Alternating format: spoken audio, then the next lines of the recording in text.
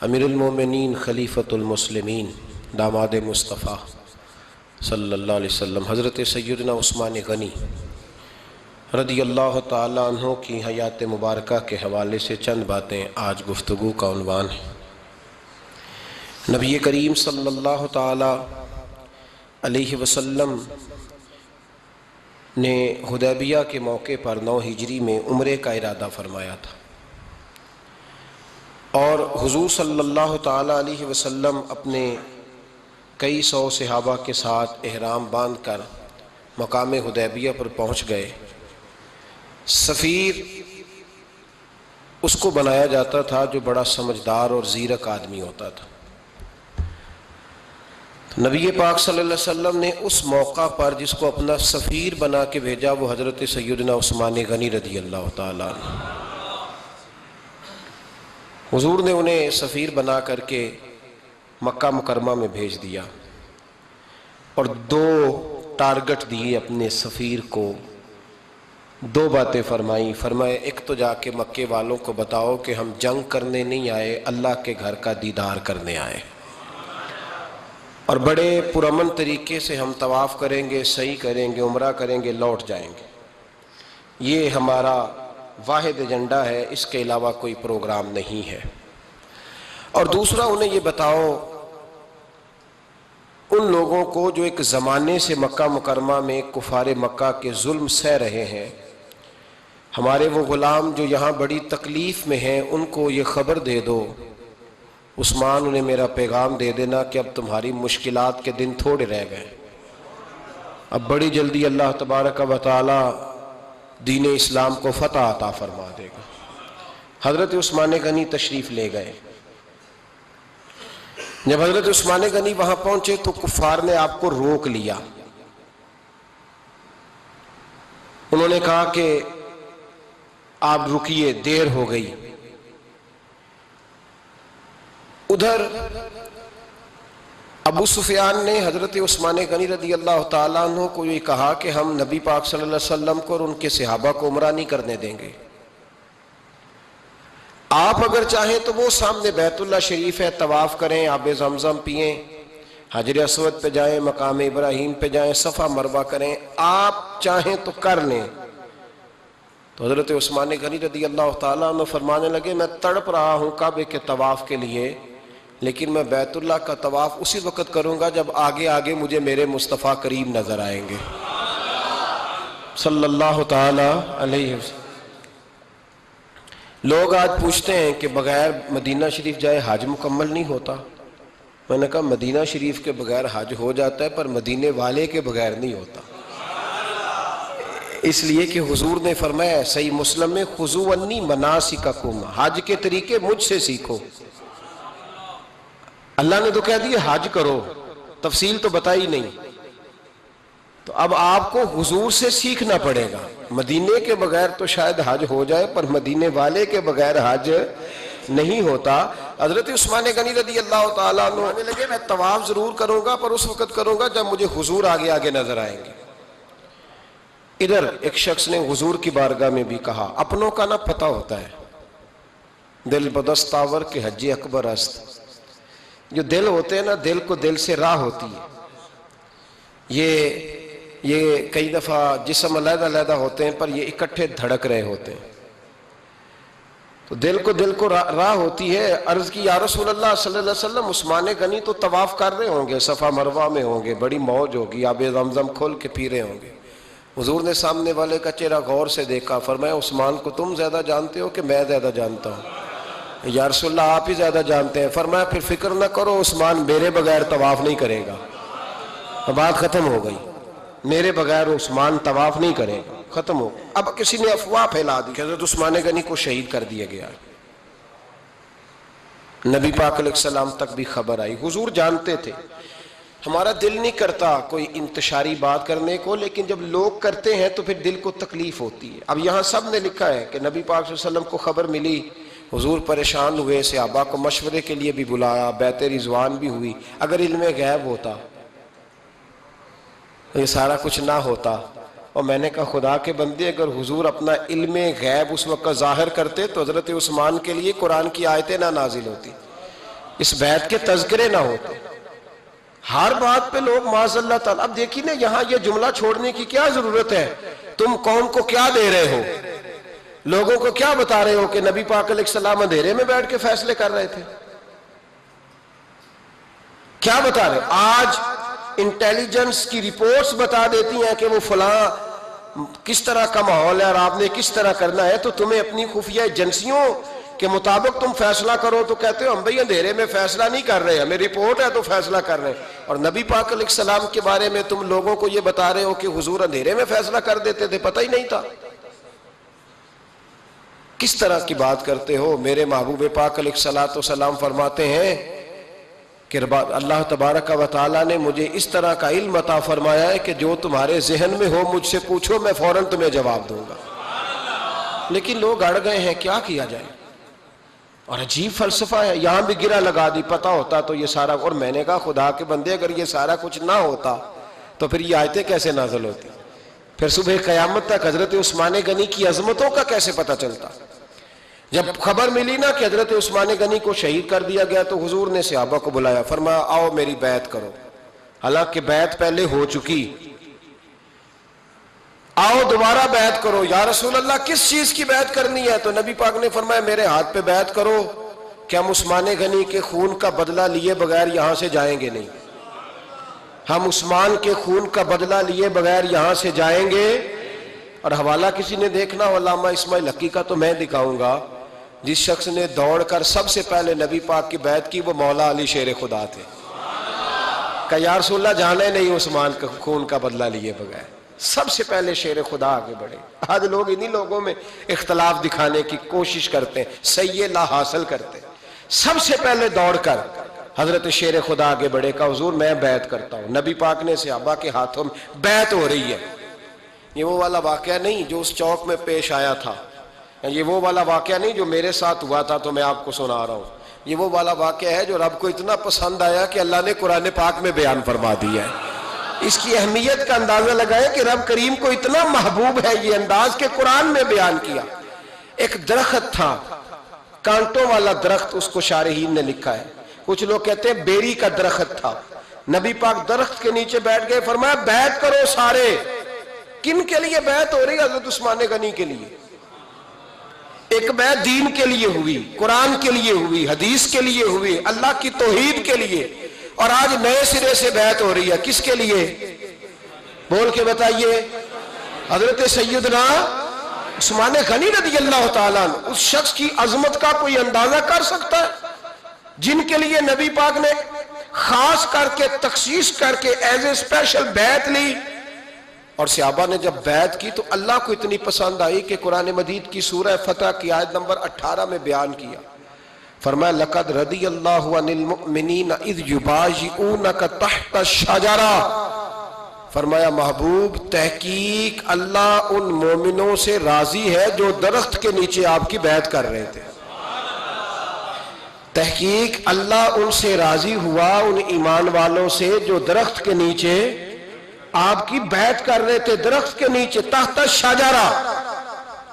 قرآن مجید کے الفاظ اگر آپ غور کریں گے تو آپ کو حضرت عثمان غنی کی عظمت کا پتہ چلے گا اور اس واقعے کی حساسیت کی آپ کو سمجھ آئے گی کہ بیعتیں تو مسجد میں بھی ہوئی لیکن نام لے کے نہیں کہا محبوب جنہوں نے مسجد میں بیعت کی.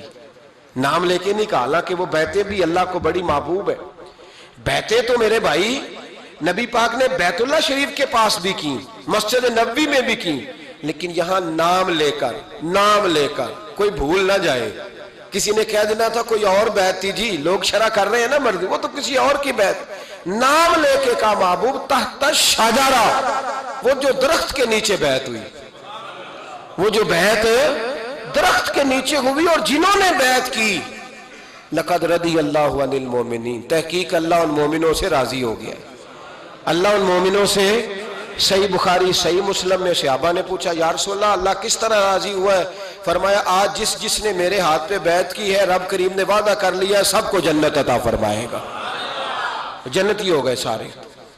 حضرت عثمان غنی رضی اللہ تعالیٰ عنہ کی یہ عظمت، یہ شان قرآن پاک نے بیان کر دی کہ حضرت عثمان کے نام پر صحابہ جمع ہوئے تو اللہ تبارک و تعالیٰ نے اس واقعے کا ذکر قرآن مجید میں فرما دیا۔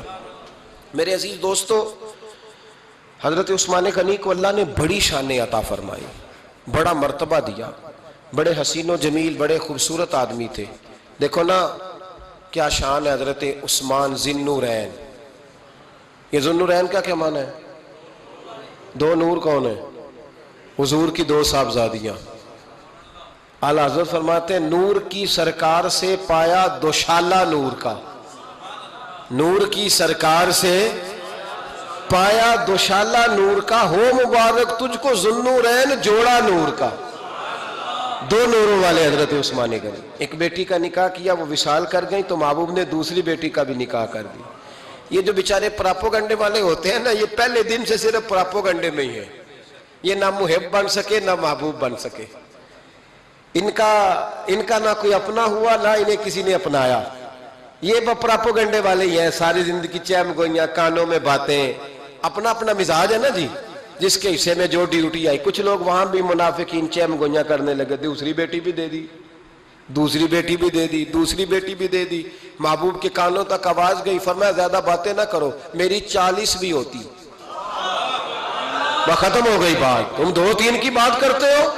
حدیث مبارکہ کے لفظ ہے، نبی پاک نے فرمایا میری 40 بھی ہوتی، ایک کے بعد دوسری انتقال کرتی رہتی، میں ساری عثمان کو دے دیتا۔ حد ہو گئی بھئی، اتنا بڑا مرتبہ، چیم گوئیاں نہ کرو، دوسری بھی دے دی، میری 40 بھی ہوتی۔ اس حدیث کا ترجمہ یہ ہے کہ محبوب فرماتے ہیں کہ مجھے عثمان پر اعتبار ہی بڑا ہے، مجھے عثمان پیارا ہی بڑا ہے، عثمان غنی کی عظمت ہی بڑی ہے۔ فرمایا میری 40 بھی ہوتی تو میں ساری یکے بعد دیگر حضرت اسامہ بن زید رضی اللہ تعالیٰ عنہ فرماتے ہیں نبی پاک نے اپنی صاحبزادی حضرت رقیہ رضی اللہ تعالیٰ عنہ کا نکاح حضرت عثمان غنی کے ساتھ کیا، تو دونوں میاں بیوی پیارے بڑے تھے، حسین و جمیل بڑے۔ حضرت عثمان بڑے نفیس آدمی تھے، بڑی نفاست تھی، کپڑا سادہ پہنتے تھے، لیکن لوگ کہتے ہیں کبھی ہم نے ان کے کپڑوں پہ دھبا نہیں دیکھا، چہرے پر اتنا سا گرد کا نشان نہیں دیکھا۔ ہمارے ملک میں سب سے زیادہ خرچہ میک اپ کا آتا ہے، پتہ ہے آپ کو جی؟ اب اگلی جو بات کرنی ہے اس پہ اپنے آپ کو وقت کتنا دیتے ہو، سجنے میں، سورنے میں، تیار ہونے میں کتنا وقت لگاتے ہو؟ فرمانے لگے حضرت عثمان غنی اتنا تو ٹائم ہی نہیں ہے کہ اپنے آپ کو دیا جائے۔ تو قبر اتنے پیارے کیسے لگتے ہو؟ فرمانے لگے اپنی وجہ سے نہیں لگتا، حضور کی وجہ سے پیارا لگتا۔ کب وہ کس طرح؟ فرمانے لگے نبی پاک صلی اللہ علیہ وسلم نے ہمیں وضو دیا ہے، فرمایا ایک دفعہ وضو کر کے آئینے کے سامنے کھڑا ہوتا ہوں، یوں لگتا ہے اللہ نے میرے چہرے کو پہلے سے زیادہ نور عطا کر دیا ہے۔ دیکھیں نا باقی جسم چھپا ہوا ہے اور جو ظاہر ہے اس پر وضو کا حکم ہے۔ ہاتھ ظاہر ہے تو وضو کر لو، پیر پردے سے باہر ہے تو ان کو دھو لو وضو میں، چہرہ پردے سے کپڑوں سے باہر ہے تو اس کو وضو میں۔ تو عثمان غنی فرماتے 5 وضو تو میں تازہ کرتا ہوں، پچھلا ہو بھی تو نئی نماز تازے وضو سے پڑھتا ہوں، اور فرماتے اگر میرا قرآن مجید کھولنے کا ارادہ بن جائے تو پھر وضو 6 بھی ہو جاتے ہیں، اور تہجد کے وقت اٹھوں تو 7 بھی ہو جاتے ہیں۔ فرماتے ہیں علیحدہ سے درود پاک پڑھنے بیٹھوں تو پھر 10-11 وضو بھی ہو جاتے ہیں۔ میں وضو کرتا رہتا ہوں تو اللہ تازگی عطا کر دیتا ہے۔ حضرت اسامہ بن زید حضور کے غلام زادے ہیں، فرماتے ہیں میں چھوٹا سا تھا تو نبی پاک کے گھر میں گوشت پکا تو سرکار کو 4 بیٹیوں سے بڑا پیار تھا، حضرت فاطمہ سے زیادہ ہے لیکن 4 بیٹیوں سے بڑی محبت تھی۔ حضرت رقیہ اور جناب عثمان غنی کے گھر میں اسامہ بن زید کہتے ہیں حضور نے مجھے سالن دینے بھیجا، میں چھوٹا سا تھا اور ابھی پردے کی آیتیں بھی نہیں آئی تھیں، حکم بھی نہیں آیا تھا، کہتے ہیں میں سالن دینے گیا، واپس آیا تو میں نے ان دونوں کو بیٹھے دیکھا تو میں نے اتنے حسین میاں بیوی کبھی دیکھے نہیں تھے، اور میری طبیعت کھل اٹھی۔ فرماتے ہیں جب واپس آیا نا سرکار نے میرا چہرہ دیکھا، میں نے تو بات کرنی نہیں تھی، حضور نے چھیڑ دی۔ فرمایا میری بیٹی اور داماد کو دیکھ کے آئے ہو؟ یا رسول اللہ دیکھ آیا ہوں۔ فرمایا ایسا حسین جوڑا دنیا میں کبھی دیکھا ہے؟ کہا یا رسول اللہ اللہ کی عزت کی قسم کبھی دیکھا ہی نہیں۔ یہ ظاہری حسن اللہ نے حضرت سیدنا عثمان غنی رضی اللہ تعالیٰ عنہ کو عطا۔ ایک بات میری یاد رکھنا، حسن ظاہر کا نہیں ہوتا، حسن ظاہر کا نہیں ہوتا، ظاہر کا میک اپ ہوتا ہے، حسن ہمیشہ باطن کا ہوتا ہے۔ جن لوگوں کے اندر معصومیت ہوتی ہے ان کے چہروں پہ بھی آئی جاتی ہے. کوئی نہیں سمجھ آئی شاید آپ کو. اندر اگر بندہ کڑوا ہونا کسیلا ہو چہرہ نہیں روشن ہوتا. اس کی دلیل حدیث میں موجود ہے. نبی پاک صلی اللہ علیہ وسلم سے صحابہ نے کہا یا رسول اللہ اللہ کا ولی کون ہوتا ہے؟ فرمایا جس کا چہرہ دیکھنے سے اللہ یاد آئے. تو ولایت کا تعلق دل سے ہے چہرے سے نہیں. ولایت کا تعلق بولیے دل سے ہے, چہرے سے ولایت کا تعلق نہیں ہے. لیکن حضور نے دلیل کیا دی؟ چہرہ دیکھو تو اللہ یاد آئے. گویا محبوب نے فرمایا کہ دل اگر ولی کا ہو تو پھر اللہ تعالیٰ دل کی برکت سے چہرہ بھی نورانی عطا فرما دیتا ہے. چہرہ بھی نورانی. بہت سارے میں نے ایسے بزرگوں کو دیکھا جن کے رنگ گورے نہیں تھے پر نورانی تھے. ہمارے علامہ فیض احمد اویسی صاحب رحمۃ اللہ علیہ میرے استاد گرامی کا رنگ گورا نہیں تھا, لیکن جو بابا جی کو دیکھتا تھا فدا ہی ہو جاتا تھا. رنگ گورا نہیں تھا, گندمی تھا, لیکن کیا بات تھی چہرے کی معصومیت کی. تو یاد رکھیں حضرت عثمان غنی کے باطن میں جو حسن تھا, جو وقار تھا, وہ چہرے سے چھلکتا تھا. چند خوبیاں بڑی زیادہ تھی حضرت عثمان غنی میں, بہت زیادہ تھی چند خوبیاں. ایک بہت بڑی خوبی حضرت عثمان غنی کی جس کو نبی پاک نے بڑا چاہا, وہ تھا حضرت عثمان غنی کا سخی ہونا.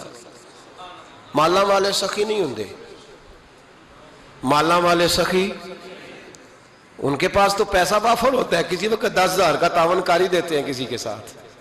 وہ سخی نہیں ہوتے بھائی. کسی ایک بندہ 1.5 کروڑ کی اسامی ہے تو کسی کو 20,000 کا تعاون کر دے, سخاوت تھوڑی ہے. کروڑوں روپیہ اس کے پاس پڑا ہوا ہے. مالا والے سخی, یہ میاں صاحب نے کہا ہے, مالا والے سخی نہیں ہوندے. سخیاں کل مال نہیں ہوندا, سخیاں کل مال ہے اس لیے کہ جمع کریں گے تو رہے گا نا. وہ سخی جمع کرتا ہی نہیں. مالا والے سخی نہیں ہوندے, سخیاں کل مال نہیں ہوندا. ایتھے اوتھے دوویں جہان نہیں, سخی کنگال نہیں ہوندا. حضرت عثمان غنی رضی اللہ تعالیٰ عنہ فرماتے ہیں کہ جس دن حضور نے تبوک کے لیے جیش اسرا کے لیے اعلان کیا نا, تو حضرت عثمان غنی فرماتے ہیں کہ حضرت ابو بکر صدیق تو سارا مال لے آئے تھے, جناب عمر آدھا لے آئے تھے, مولا علی شیر خدا نے جی کھول کے دیا تھا, لیکن 800 گھوڑے بما پالان کی ضرورت تھی. یعنی 800 فوجیوں کا خرچہ, اپنے لفظوں میں بات کر رہا ہوں. فوجی کا خرچہ کیا ہوتا تھا کہ فوجی کا گھوڑا بھی چاہیے, گھوڑے کے ساتھ کجاوا بھی چاہیے, تلوار بھی چاہیے, نیزہ بھی چاہیے, تیر بھی چاہیے, لوہے کی جیکٹ بھی چاہیے. حضرت عثمان غنی کہتے ہیں نبی پاک نے اعلان کرنا شروع کیا. ایک دفعہ اعلان کیا تو میں نے کہا حضور 200 فوجی کا خرچہ میرا.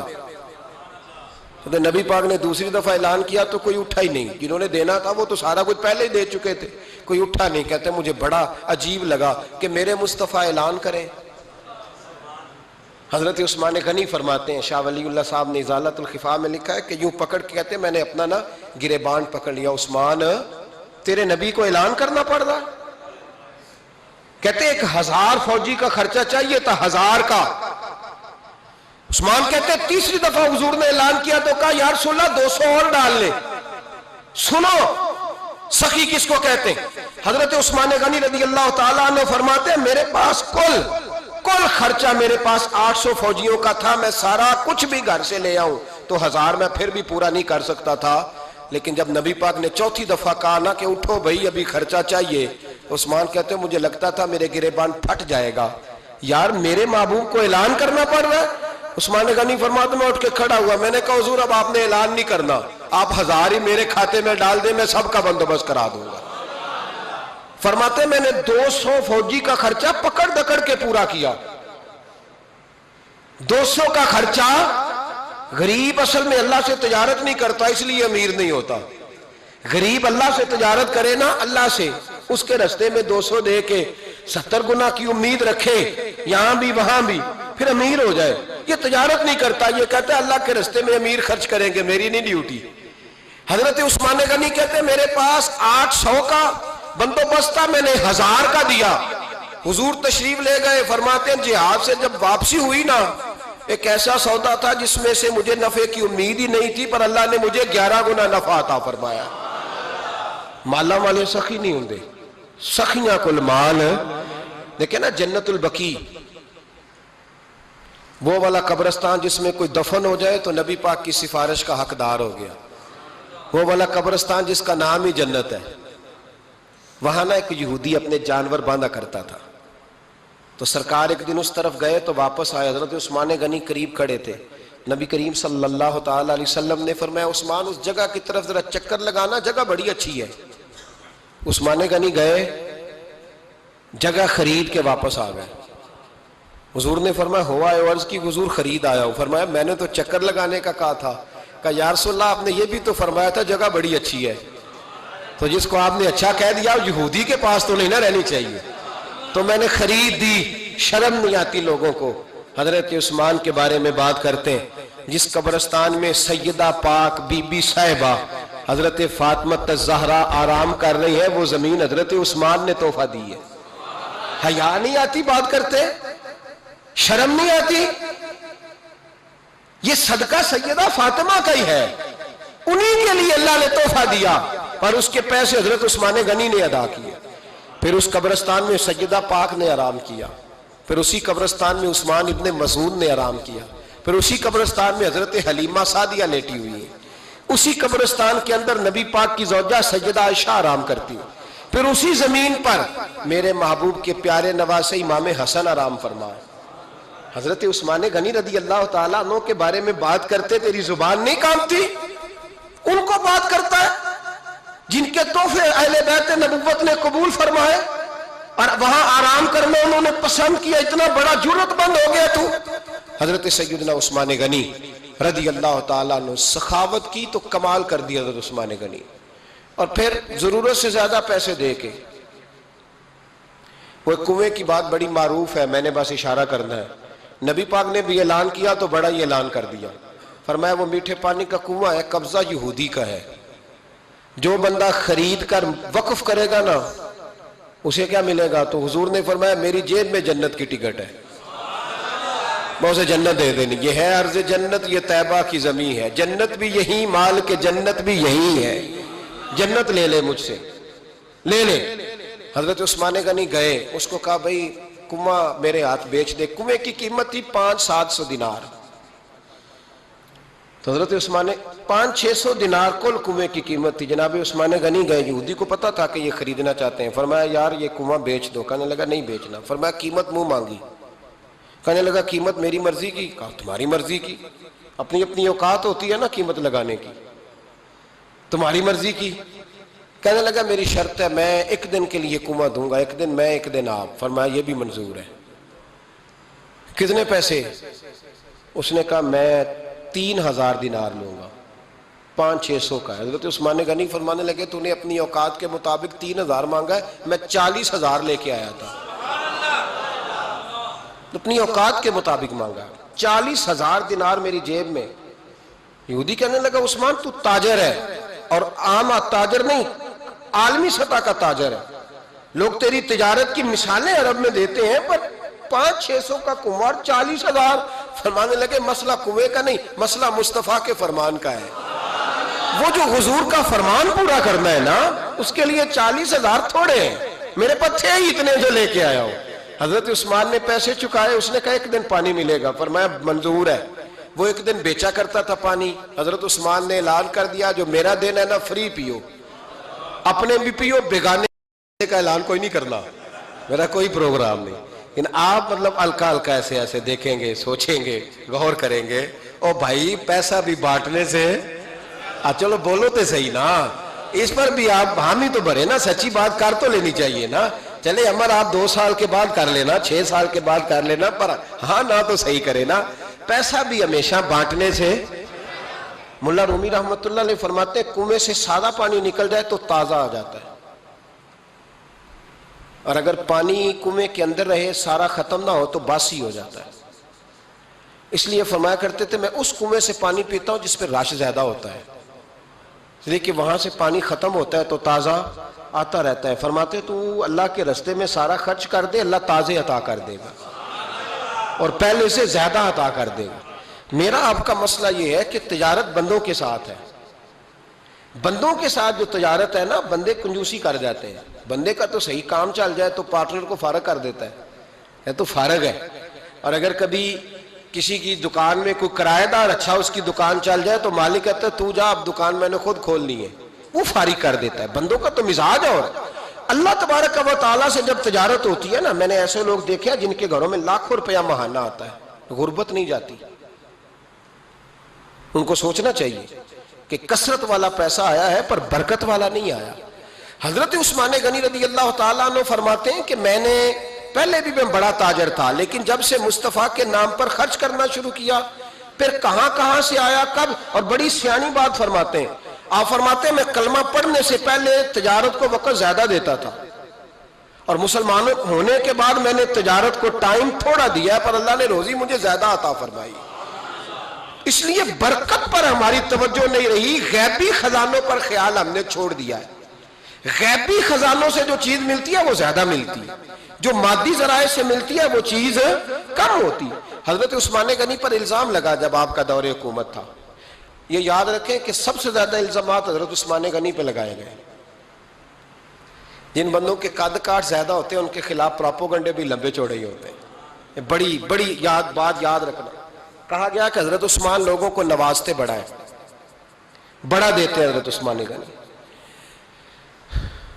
تو حضرت عثمان غنی فرمایا کرتے تھے حکمران تو میں آج بنا ہوں تو میں تو پہلے بھی بڑا دیتا تھا، وہ کس خزانے سے دیتا تھا؟ آپ جواب دیا کرتے. دیکھیں ذرا، لاکھوں لوگ حج کرنے آتے تھے، پر حضرت عثمان غنی حج کرنے جاتے تو اعلان کر دیتے کہ کوئی حاجی حج کے موقع پر آ کے کھانا نہ پکائے، سب کو کھانا عثمان غنی اپنی جیب سے دیا کریں گے. مینا میں لنگر کھانا ہوتا تھا حضرت عثمان غنی کا، مینا میں. فرماتے تھے کھاؤ حاجیو جتنا کھا سکتے. اور پھر حضرت عثمان غنی کا اعلان تھا، خدام کو کہتے تھے میں آخر میں کھاؤں گا، پہلے میرے سارے آنے والے حاجیوں کو کھلایا جائے. مجھ سے ایک دوست نے سوال پوچھا 4-5 دن ہو گئے. کچھ سوال ایسے ہوتے ہیں جو بندے کو چوراہے پہ لا کے کھڑا کر دیتے ہیں، زندگی میں نہ بھولنے والے سوالات ہوتے ہیں. ایک شخص نے سوال پوچھا، کہنے لگا اوکاڑے دینی اور مذہبی گھرانہ ہے، اوکاڑے سے تعلق ہے، میرے ساتھ محبت کا رشتہ ہے. کہنے لگے بیٹی کی شادی کر دی ہے راولپنڈی میں. آپ کی بھی بیٹیاں ہیں، میری بھی بیٹی ہے. بیٹی کی شادی کر دی ہے راولپنڈی میں. اب بچی چند دن رہنے آئی ہے. پوچھنا یہ ہے کہ نماز پوری پڑے گی کہ قصر پڑے گی؟ تو میرا تو اس نے کام کر دیا، حد ہو گئی. رو کے برا حال. میں نے کہا یار تو بند کر دے فون، رات کو بتاؤں گا. کیا پوچھ لیا یار تو نے؟ بیٹی مسافر نہیں ہوتی، بیٹی تو مہرانی ہوتی ہے باپ کے گھر کی. تو بیٹی مطلب کیسے بتاؤں کہ دل کرتا ہے کہ بیٹی وہ صرف ہنسے، وہ روئے کبھی نہ. یہ دعا ہوتی ہے. تو نے اتنا بڑا سوال کیوں کیا؟ بہرحال علماء کو کچھ چیزوں کے جواب دینے پڑتے ہیں. میں نے کہا میں رات کو بتاؤں گا. رات کو پھر فون آیا کہ آپ تو بڑی جلدی جواب دینے کے عادی ہیں تو دیر کیوں کر دی؟ تو میں نے کہا یار جواب تو میرے پاس تھا لیکن ہمت نہیں تھی ابھی. تو میں نے کہا کہ اگر تو بیٹی آئی ہے والد کے گھر میں اور ابا جی کا پروگرام ہے اسے جائیداد میں سے حصہ دینے کا، تو پھر تو بیٹی نماز پوری پڑے گی. لیکن اگر ابا جی نے علیحدہ کر کے انگوٹھا لگوانا ہے تو پھر بیٹی مسافر ہے. اگر ابا جی نے اس کو علیحدہ کر کے انگوٹھا لگوانا ہے نا کہ دے دے بھائیوں کو، خیر ہے تیری شادی پہ خرچہ کر دیا ہے. اگر ابا جی کے دل میں نے کہا یہ ابے سے فتویٰ پوچھ لو، اگر ابا جی کے دل میں چور ہے نا کہ بیٹی کو دینا کچھ نہیں، تو پھر بیٹی نے نماز قصر پڑھنی ہے. اس لیے کہ پھر وہ وہاں حصے دار. اس کی دلیل حضرت عثمان غنی رضی اللہ تعالیٰ عنہ حج کے لیے تشریف لے گئے تو لوگوں نے حضرت عثمان غنی سے کہا کہ نبی پاک بھی قصر نماز پڑھتے تھے، حضرت عمر بھی حج کے موقع پر قصر پڑھتے، حضرت ابو بکر بھی، آپ کیوں پوری پڑھتے؟ فرمایا ان کا مکے میں گھر کوئی نہیں تھا، میرے تو پورے کے پورے باغ ہیں، تو میں یہاں مسافر نہیں ہوں، میں یہاں مقیم ہوں. تو اگر تو بیٹی کا حصہ بھی ہے ابا جی کے گھر میں تو پھر وہ نماز پوری پڑے گی. لیکن اگر ابا جی نے اللہ تعالیٰ خیر فرمائے بیٹوں کے حق میں فیصلہ سنا دیا ہے اور انہوں نے بیٹی سے کہہ دیا ہے کہ چھوڑ، جو بیٹیاں حصہ لیتی ہیں ان کے بھائی نہیں ملتے تو نہ ملے بھائی، کوئی عرض نہیں. ضروری ہے ظالم بھائیوں سے رابطہ رکھنا جو کھا جائے بہنوں کا حصہ.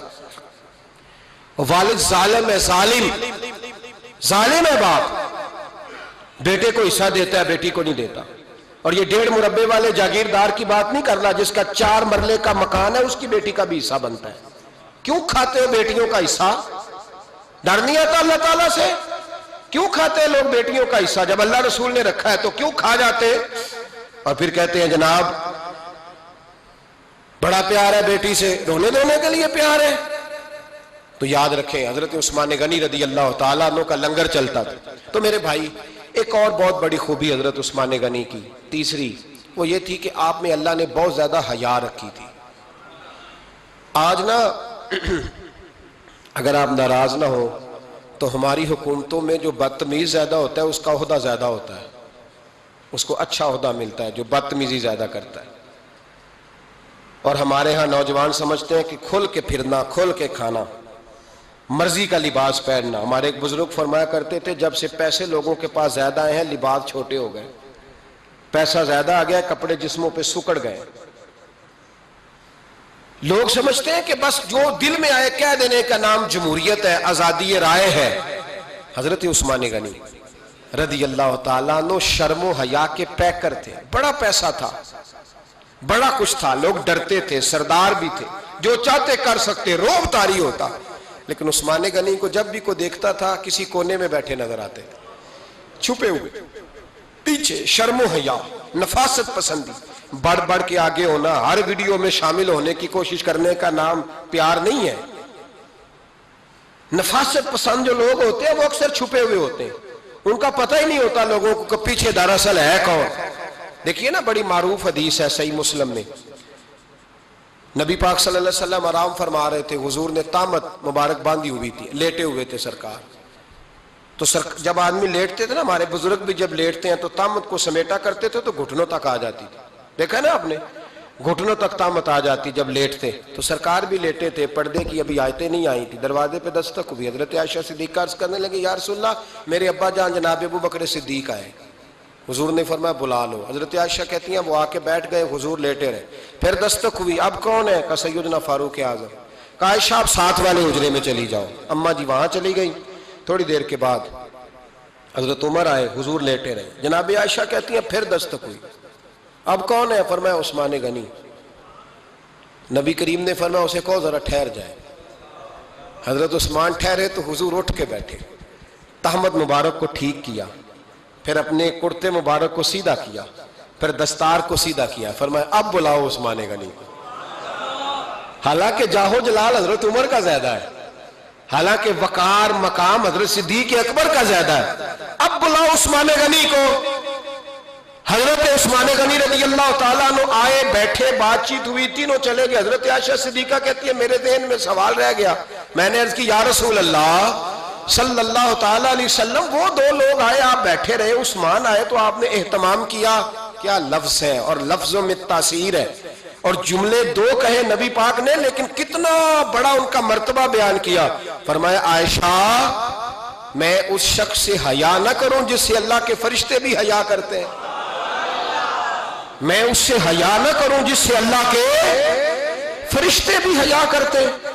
حضرت عثمان غنی فرمایا کرتے تھے میں نے جب سے حضور کا چہرہ دیکھا ہے دوبارہ پلٹ کے اپنی شرمگاہ بھی کبھی نہیں دیکھی، گویا میں نے اپنی آنکھوں کا وضو نہیں توڑا جب سے حضور کا۔ فرماتے جب سے یہ ہاتھ نبی پاک کو بیعت کے لیے دیا ہے پھر گندگی میں نہیں جانے دیا میں نے سیدھا ہاتھ۔ حضرت عثمان غنی فرمایا کرتے تھے میں اپنے گھر کے اندر اپنے غسل خانے میں چار دیواری کے اندر بھی کپڑوں سمیت غسل کرتا ہوں، مجھے حیا آتی ہے غسل خانے میں بھی کپڑے۔ اور سنو ایک اور بڑی بات اہم، آپ فرمایا کرتے تھے میری جو محرم عورتیں ہیں نا، محرم پھپھی خالہ، میری جو محرم عورتیں ہیں، فرمایا کرتے تھے میں نے کبھی ان کے بھی چہرے آنکھ بھر کے نہیں دیکھے، ان کے بھی چہرے کبھی میں نے آنکھ بھر کے نہیں دیکھے۔ جو میری محرم عورتیں ہیں پھپھی خالہ، فرماتے تھے ان سے بھی جب بات کرتا ہوں تو میں چہرہ جھکا کے۔ ہمارے ہاں تو کزن ایک دوسرے سے سلام لیتے ہیں، لڑکیاں لڑکے کزن ایک دوسرے سے سلام لیتے ہیں۔ بچیاں آیا کرتی تھی تو میری کبھی کبھی مجھے بتایا جاتا تھا، میں نے ایک پابندی لگا دی، بچیاں جب مدرسے میں آتی تھی کہ جو دور سے بچی آئے اس کو جس آدمی کا نام لکھا ہو بتایا جائے وہی لینے آئے۔ ایک دن مجھے اطلاع دی گئی کہ آپ تھوڑی دیر آئیں، میں گھر گیا تو مجھے بتلایا گیا کہ ایک بچی ہے تو اس کو جو پہلے لینے آتا تھا وہ نہیں آیا، کوئی اور آیا۔ میں نے اس کے بھائی کو فون کیا کہ آپ لینے نہیں آئے. کہنے لگے یہ کزن ہے ہمارا, اس کے ساتھ بھیج دیں, آپ ہمارا ہی کزن ہے, خالہ زاد ہے. میں نے کہا یار آپ کہاں ہو؟ کہنے لگے مجھے 20-25 منٹ لگ جائیں گے. تو میں نے کہا ابھی کلاسیں بھی جاری ہیں تو آپ ہی آ جانا خود ہی. میں نے کہا سب آپ بھیج دیں, مجھے اعتبار ہے اس پہ. میں نے اس کو ایک بات کہی جو آپ کو بھی کہتا ہوں. میں نے کہا یار تمہیں اعتبار ہے تو اللہ رسول کو اعتبار کیوں نہیں؟ انہوں نے کیوں غیر محرم بنایا؟ عجیب تماشا ہے. مجھے پھپھی ذات پہ, خالہ ذات پہ, ماموں ذات پر اعتبار ہے, نبی پاک کو کیوں نہیں؟ آپ کو زیادہ پیار ہے لوگوں سے یا نبی پاک کو امت سے زیادہ پیار ہے؟ کیا مطلب تماشا ہے؟ کیا مزاج بنا لیا میں نے اور آپ؟ نبی پاک نے ایک شخص پر اعتبار نہیں کیا, فرمایا اس سے پردہ کرو. آپ نے اور میں نے کیسے کر لیا؟ نبی پاک نے خالہ ذات, پھپھی ذات, دیور پر, جیٹ پر, سالے پر, بہنوئی پر اعتبار نہیں کیا, پابندی لگا دی. تو نے کیسے کیا؟ تیرے دل میں زیادہ درد ہے, تو زیادہ دین کو سمجھنے لگا ہے, انسانیت زیادہ اچھل آئی ہے تیرے اندر. اعتبار کیا ہوتا؟ یاد رکھنا دنیا میں جتنے گھر تباہ ہوئے ان لوگوں کی وجہ سے نہیں ہوئے جن پر اعتبار نہیں تھا, ان کی وجہ سے ہوئے جن پر اعتبار تھا. گھر کا بیٹی لنکا ڈھائے, بار والے آ کے کبھی بھی گھر میں کوئی نقب زنی نہیں کرتے, جب بھی کرتے ہیں اعتبار والے کرتے. میرے رسول پاک علیہ السلام کی وہ ازواج جن پر اللہ کو اتنا اعتبار ہے کہ رب کہتا ہے میرے محبوب کی بیویوں تمہاری جیسی دنیا میں دوسری ہے ہی کوئی نہیں. اللہ کو اتنا اعتبار ہے. لیکن ایک نابینا سے آبی آئے تو حضور کی 2 ازواج بیٹھی تھی, تو نبی پاک نے فرمایا پردہ کرو. یا رسول اللہ وہ تو نابینا ہے. فرمایا تمہیں تو نظر آ رہا ہے نا, تمہاری آنکھیں تو کھلی ہوئی ہیں. حضور کو اعتبار نہیں تھا, بس کر دیں. سب سے بڑا ظالم وہ ہے جو کہتا ہے مجھے بیٹی پہ اعتبار ہے. وہ ظالم ہے, وہ اپنی بیٹی کے ساتھ ظلم کر رہا ہے. جو کہتا ہے مجھے اعتبار ہے, کالج جا رہی ہے, یونیورسٹی جا رہی ہے, اکیلے آ جا رہی ہے, مجھے اعتبار ہے. یہ ظلم کر رہا ہے بچی کے ساتھ. وہ تو بچی ہے, اس کا تو ذہن کمزور ہے. ہو سکتا ہے صاف دل ہو, لیکن سامنے جو شیطان چوکوں میں گلیوں میں دائیں بائیں گھوم رہے ہیں وہ تو صاف دل نہیں ہے نا, وہ تو معصوم طبع نہیں ہے نا. تو بعض اوقات بڑے اچھے نفیس بچے بھی شیطانوں کا شکار ہو جاتے ہیں. خدا کا خوف کریں. حضرت عثمان غنی کی زندگی, حضرت عثمان فرماتے ہیں جو محرم عورتیں تھیں ان کی طرف بھی آنکھ بھر کے نہیں دیکھا, اس لیے کہ وہ خاتون ہے, میں مرد ہوں, میری حیا مانے. آج لوگوں کو شوق ہو گیا عورتوں کی مجلس میں دوڑ دوڑ کے جانا, وہاں بیٹھنا, وہاں وقت بتانا.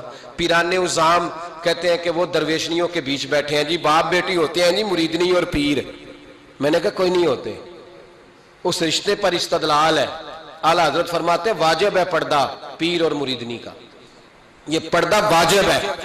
اگر کوئی شخص اس طرح بے پردہ بیعت لے گا, بیچ میں بیٹھے گا, تو اس کا تو مرید ہونا ویسے ہی حرام ہے, جائز ہی نہیں ہے. جو سارا دن تویز دھاگے کے لیے بیٹھا رہے اور بیویوں سے گفتگو کرتا رہے. خدا را حضرت عثمان غنی رضی اللہ تعالیٰ عنہ کی زندگی میں جو باتیں ہمیں بہت زیادہ ملتی ہیں ان میں نفاست ہے, آپ کی حیا ہے, سخاوت ہے. ایک بات اور سن لیں, بڑا ستایا گیا حضرت عثمان غنی کو, پراپوگنڈے کیے گئے, آپ کے خلاف مہم چلی. عبداللہ ابن سبا نے بڑی مہم جوئی کی آپ کے خلاف. یہودیوں نے مسلمانوں کا روپ دھار کر بڑا آپ کو ستایا, تکلیفیں دیں. جی آپ اپنے رشتہ داروں کو بڑا دیتے ہیں, فرمایا کرتے تھے جیب سے دیتا ہوں, مال خزانہ سے نہیں دیتا. حضرت عثمان غنی رضی اللہ تعالیٰ عنہ کو بڑا ستایا گیا. یہ واحد خلفائے راشدین میں خلیفہ ہے جن کا 40 دن پانی بند کیا گیا, کھانا نہیں آنے دیا گیا. لیکن کمال ہستی حضرت عثمان غنی کی. مولا علی جیسے شیروں نے جا کے کہا آپ اشارہ کریں, یہ جو آپ کے خلاف نکلے ہوئے ہیں تو ایک تلوار سے مار دیے جائیں گے. تو حضرت سیدنا عثمان غنی فرمانے لگے میں وہ والا مینڈا نہیں بننا چاہتا جس کی وجہ سے مدینے کی گلیاں رنگین ہو جائیں. امن کا کہا آپ خلافت چھوڑ دیں. فرمایا حضور نے کہا تھا اللہ تمہیں ایک قمیض پہنائے گا, لوگ اتارنا چاہیں گے, تم نے اتارنی نہیں. صبر سے, حوصلے سے, اطمینان سے. یہ وہ واحد ہستی ہے حضرت عثمان غنی جنہوں نے شہادت قبول کر لی لیکن تلوار نہیں چلنے دی, لوگوں کو ایک دوسرے کے گلے نہیں کاٹنے دی. وہ شخصیت ہے حضرت عثمان غنی کی, لیکن بڑا ستایا گیا, بڑا پراپوگنڈا. مجھے بتائیے اس کے بارے میں اللہ قرآن کی آیتیں نازل کر دے اور جس کے بارے میں مصطفیٰ کریم ایک بار نہیں تین بار جنت کی بشارت عطا کر دے. کوئی بندہ ہمیں تاریخ بتائے، حوالے دے، کہانیاں سنائے تو ہم اس کی کہانیاں دیکھیں گے یا نبی پاک کا فرمان دیکھیں گے؟ بولیں، جا کے بولیں، جا کے۔ کسی کہانی پر کبھی بھی کان، بس ایک حدیث میں نے بڑی دفعہ سنائی ہے، پھر سناتا ہوں، ترمذی میں ہے، نبی پاک جنازگاہ تک گئے جنازہ پڑھنے، یا رسول اللہ فلاں آدمی انتقال کر گیا، جنازگاہ تک تشریف لے گئے جنازہ پڑھانے، لیکن جنازگاہ تک پہنچ کر محبوب نے فرمایا اس کا جنازہ نہیں پڑھانا۔ یا رسول اللہ کیوں؟ فرمایا اس لیے کہ یہ عثمان غنی سے بغض رکھتا تھا، تو حضور تو اس کا جنازہ نہیں پڑھتے۔ خبردار کسی داستان پہ کان نہ دھریں، عقلیں دوڑاتے پھرتے ہیں لوگ، ایسے ہوا تھا تو ویسے ہوا تھا تو اس نے کہا تھا تو اس نے کہا تھا، ہمیں اس کی اس کی نہیں خبر، ہمیں تو مصطفیٰ کا پتہ ہے۔ جو حضور نے جن کی شان بیان کر دی، ان کی شان پر ہم کسی تاریخ کا حوالہ مزید ضرورت محسوس ہے، بس اپنی طبیعت میں سادگی اور صفائی پیدا کریں، سخاوت پیدا کریں، حیا پیدا کریں، یہ حسن ہے۔ اس حسن کو حضرت عثمان غنی نے تقسیم کیا ہے، اللہ سمجھنے کی توفیق عطا فرمائے۔ آخر دعوانا